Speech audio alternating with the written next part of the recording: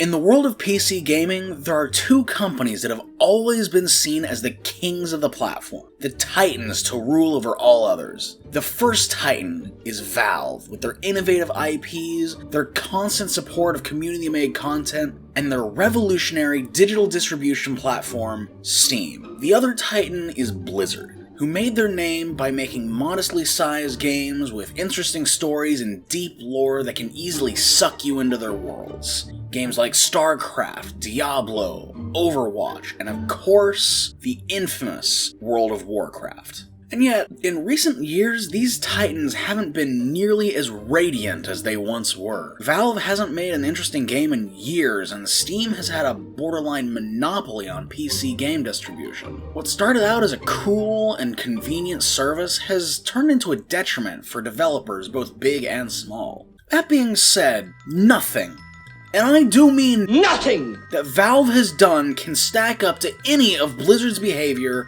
from the past few years. Now, there have been little things over the years like Error 37. Error 37! Error 37! I keep trying to log in and I get Error 37! But stuff didn't really get bad until 2018. You see, fans of the Diablo games flocked to BlizzCon that year due to rumors of a new Diablo installment. Fans excitedly waited to witness the announcement of Diablo Immortal, a free-to-play mobile game that was outsourced to a random Chinese studio.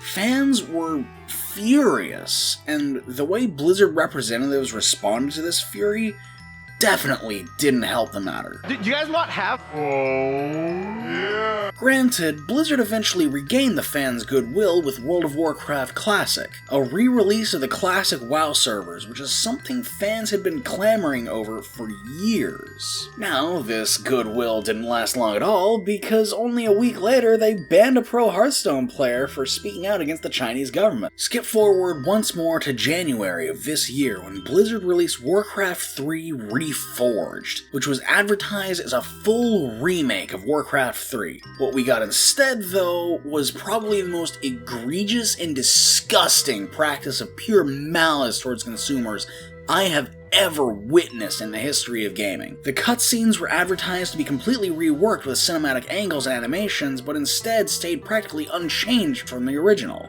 And of course, the new terms of service. Hello!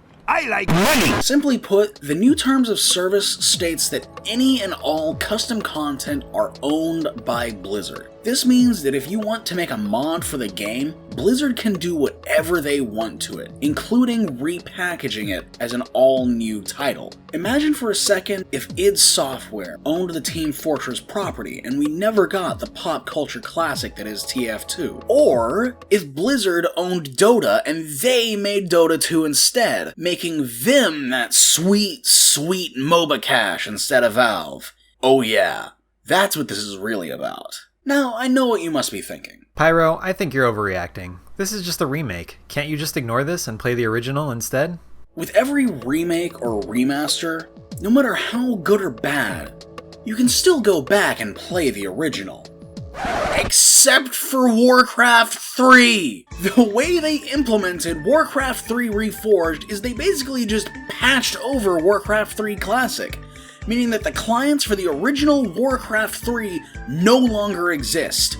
I hate that I'm not joking. Warcraft 3 Reforged is so bad, it literally deleted the original game from existence. How did we get here?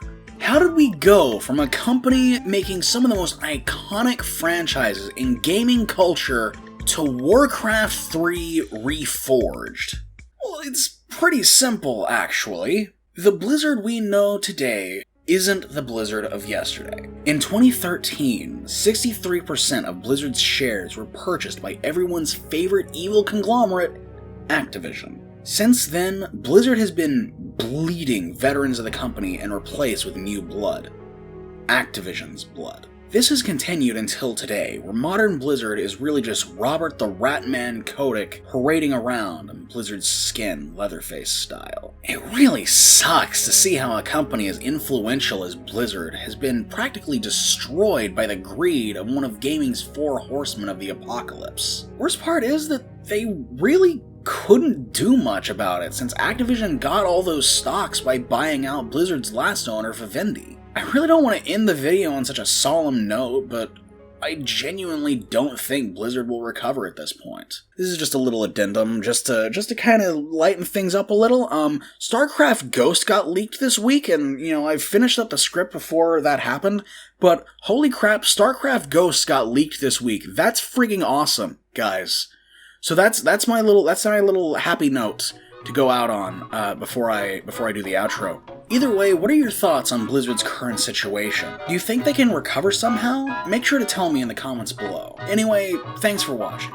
If you like this video, then leave a like and become a pyromaniac yourself by subscribing. Until next time, stay nerdy, my friends.